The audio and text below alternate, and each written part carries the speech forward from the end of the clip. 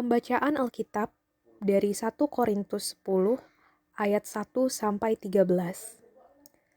Aku mau supaya kamu mengetahui, saudara-saudara, bahwa nenek moyang kita semua berada di bawah perlindungan awan dan bahwa mereka semua telah melintasi laut. Untuk menjadi pengikut Musa, mereka semua telah dibaptis dalam awan dan dalam laut. Mereka semua makan makanan rohani yang sama, dan mereka semua minum minuman rohani yang sama, sebab mereka minum dari batu karang rohani yang mengikuti mereka, dan batu karang itu ialah Kristus. Tetapi sungguh pun demikian, Allah tidak berkenan kepada bagian yang terbesar dari mereka, karena mereka ditewaskan di padang gurun. Semuanya ini telah terjadi sebagai contoh bagi kita untuk memperingatkan kita, supaya jangan kita menginginkan hal-hal yang jahat seperti yang telah mereka perbuat. Dan supaya jangan kita menjadi penyembah-penyembah berhala, sama seperti beberapa orang dari mereka, seperti ada tertulis, maka duduklah bangsa itu untuk makan dan minum, kemudian bangunlah mereka dan bersukaria. Janganlah kita melakukan percabulan, seperti yang dilakukan oleh beberapa orang dari mereka, sehingga pada satu hari telah tewas 23.000 orang. Dan janganlah kita mencobai Tuhan, seperti yang dilakukan oleh beberapa orang dari mereka, sehingga mereka mati dipagut ular. Dan janganlah bersungut-sungut seperti yang dilakukan oleh beberapa orang dari mereka, sehingga mereka dibinasakan oleh malaikat maut. Semuanya ini telah menimpa mereka sebagai contoh dan dituliskan untuk menjadi peringatan bagi kita yang hidup pada waktu di mana zaman akhir telah tiba. Sebab itu siapa yang menyangka bahwa ia berdiri, hati-hatilah supaya ia jangan jatuh. Pencobaan-pencobaan yang kamu alami ialah pencobaan-pencobaan biasa yang tidak melebihi kekuatan manusia. Sebab Allah setia, dan karena itu ia tidak akan membiarkan kamu dicobai melampaui kekuatanmu. Pada waktu kamu dicobai, ia akan memberikan kepadamu jalan keluar, sehingga kamu dapat menanggungnya. Demikianlah sabda Tuhan.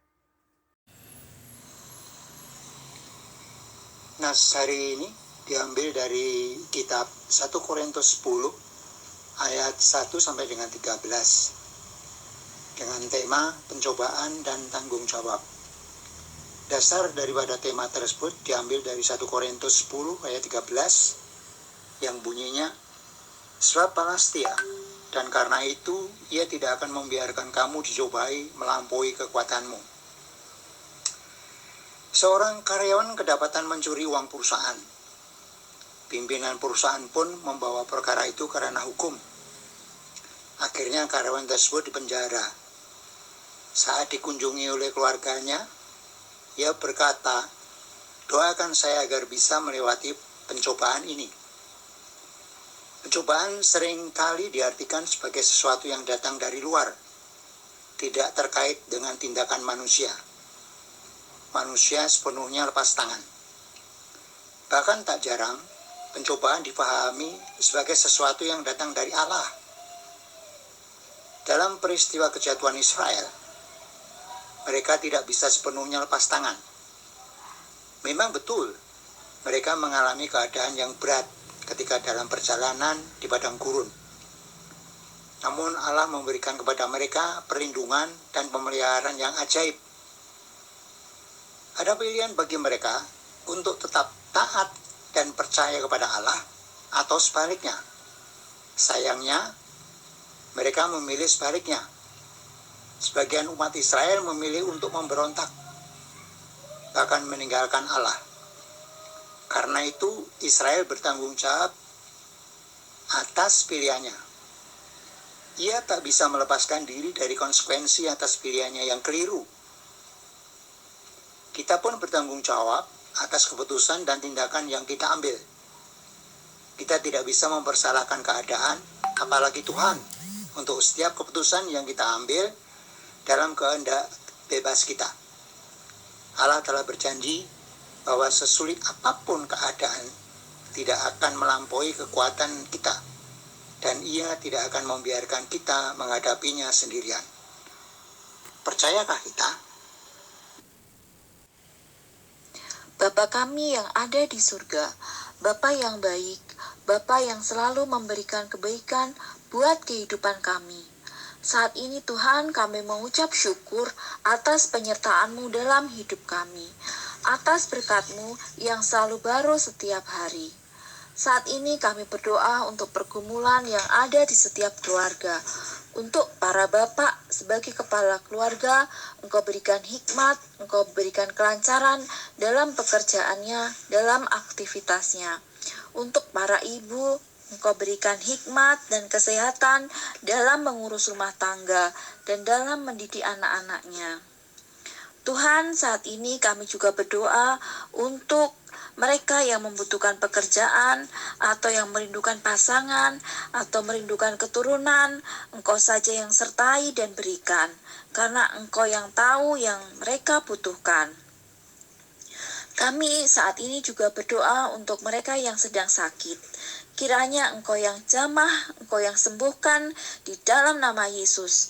Dan untuk mereka yang terkena virus COVID atau sedang isoman, Engkau sendiri yang berikan kesabaran, Engkau sendiri yang berikan kesembuhan.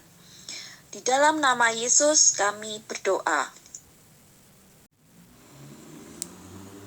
Kami juga berdoa untuk gereja, agar para pelayan gereja semakin setia di dalam melayani dengan sepenuh hati untuk kemuliaan nama Tuhan.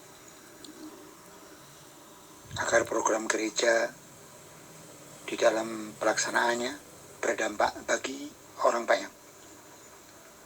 Kami juga memohon ya Bapak, agar ibadah onsite terus berlangsung secara baik dan menyeluruh, di samping ibadah online di Gereja Kristen Indonesia Perumnas. Di dalam nama Yesus kami berdoa. Kami berdoa untuk bangsa dan negara, berikan hikmat untuk pimpinan negara, dari presiden, menteri, gubernur, sampai pimpinan tingkat RT. Kami berharap pemerintah bekerja melayani rakyat sepenuh hati, agar keadilan dan kesejahteraan merata dapat dirasakan bagi seluruh rakyat Indonesia. Kami berdoa pula untuk percepatan vaksinasi tahap kedua maupun ketiga dapat selesai menyeluruh diikuti semua rakyat, menjadi rakyat sehat dan pandemi segera berakhir. Dan kami berdoa juga mengingat saudara-saudara kita, korban Gunung Semeru, gempa, dan banjir di berbagai tempat di Indonesia. Semoga segera dapat bantuan pertolongan juga dan bisa kembali bersemangat tanpa ada kesedihan. Tuhan, tolonglah. Dalam nama Yesus Kristus kami berdoa dan mengucap syukur.